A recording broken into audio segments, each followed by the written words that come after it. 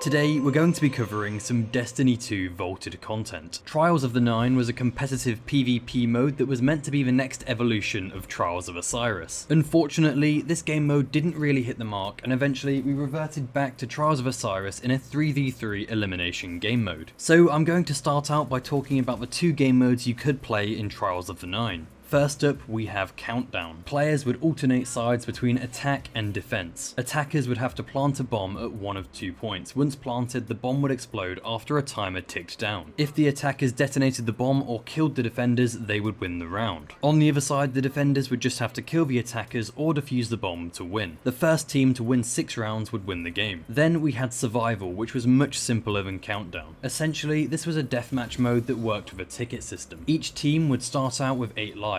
Each time a team member died and respawned, the team would lose a life from their pool of 8. The first team to eliminate the other enemy team in 4 rounds would win the game. So with the basic game modes explained, you can actually notice the gameplay is very different to what it is now in Destiny 2. At the start of Destiny 1 we had a completely different weapon system, and special weapons would actually be in the heavy slot. We then also had power ammo, which I believe spawned more frequently than heavy ammo, and this would basically allow you to use your heavy weapon. I could talk about the old Destiny 2 PvP system in a separate video, but here I want to go over things that are specific to Trials of the Nine. Rather than having an exclusive area just for flawless players, we actually had the Third Spire. The idea behind this social space is you would unlock more of it the more wins you got, so when you got 1 win you would actually gain access to the ground level. Here you could trade in tokens with the emissary to receive Trials weapons and armor. 3 wins would grant you access to the first platform, where you would get a Trials engram. Again, at 5 wins you would get access to the second platform and get another Trials engram. At 7 wins, the third platform would allow you to choose from 1 of 3 Trials weapons. You would also unlock this emblem, which was called Chasing Perfection. Finally, if you did manage to go flawless, you would actually gain access to the inside of the spire. Here you would gain access to your flawless rewards, the You Are Worthy emblem, and you would also get an aura. So now I'm going to talk about all the weapons you could get from Trials of the Nine. A Cold Sweat was a precision frame 180 void hand cannon. Next up we've got the Sudden Death shotgun. This weapon had some really good perks on it, and at the start of Destiny 1 we didn't actually have random rolls, so it was nice to get this weapon and know you would have this roll. Essentially you could choose from slide shot or snapshot sights, and then you would also gain threat detector. We then have the Swift Verdict sidearm. For this weapon you could choose from slide shot or threat detector, and then you would also gain Zen Moment. The Adjudicator was a fan favourite. It was an SMG where you could choose from slideways or hipfire grip, and then you would also have dynamic sway reduction, a very good perk. Darkest before was a rapid fire frame pulse rifle. For this weapon you would have full auto trigger system, then you could choose from slide shot or quick draw. Judgment was a kinetic hand cannon with moving target, and you could choose from slide shot again or opening shot. Next up we have the Prosecutor. This auto rifle was probably my favourite from the whole Trials of the Nine loot pool, just because I really like the look of the weapon, but it actually had some really nice perks as well. You had hipfire grip, and then you could either have slideways or tap the trigger. Purpose was a lightweight frame kinetic scout rifle. This weapon had explosive payload, and then you could choose from slide shot or hipfire grip. Relentless was a pretty solid pulse rifle, as it had head seeker and snapshot sights. It's worth noting you could actually swap head seeker for slideways. The End was a precision frame scout rifle that had pulse monitor, and you could also choose from slideways or auto loading holster. The Last Breath was a kinetic auto rifle with ambitious assassin. You could also choose from slide shot or dynamic sway reduction. Finally, the Long Walk was the sniper rifle for Trials of the Nine, and not only did it look pretty cool, it actually could roll with some alright perks. You would have quick draw, and then you could choose between outlaw or slide shot. Also, I just wanted to mention, I think I do actually have a Trials of the Nine exotic ghost shell. I don't know how I got this thing, but nevertheless it's pretty cool, and this is what it looks like.